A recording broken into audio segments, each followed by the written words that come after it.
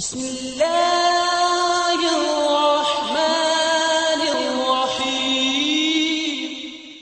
تمہارا محبوب تمہیں اکیلا چھوڑ کے چلا جائے تو تم اس کو اپنا لو جو تمہیں چاہتا ہو۔ اگر کسی کا دل جیتنا چاہتے ہو تو محبت کے بیج بونا شروع کر دیں۔ اگر جنت چاہتے ہیں تو راستوں میں کانٹے بکھیرنا چھوڑ دیں۔ خونی رشتوں میں جب دوریاں بڑھ جاتی ہیں تو اپنوں کی خبریں غیروں کی زبانی سننے کو ملتی ہیں۔ کسی کو آدھے راستے پر مت چھوڑو، ہو سکتا ہے کہ وہ اس کا راستہ ہی نہ ہو اور وہ محض تمہاری وجہ سے اس راہ پر چل رہا ہو۔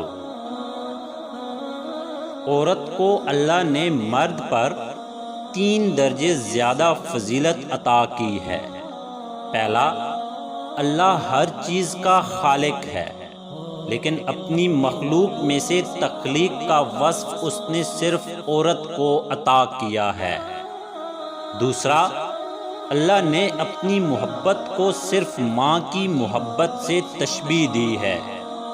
تیسرا، وہ خود پردے میں ہے، لیکن اپنی ساری مخلوق میں سے اس نے صرف اپنی بندیوں کو پردے میں رہنے کا حکم دیا ہے۔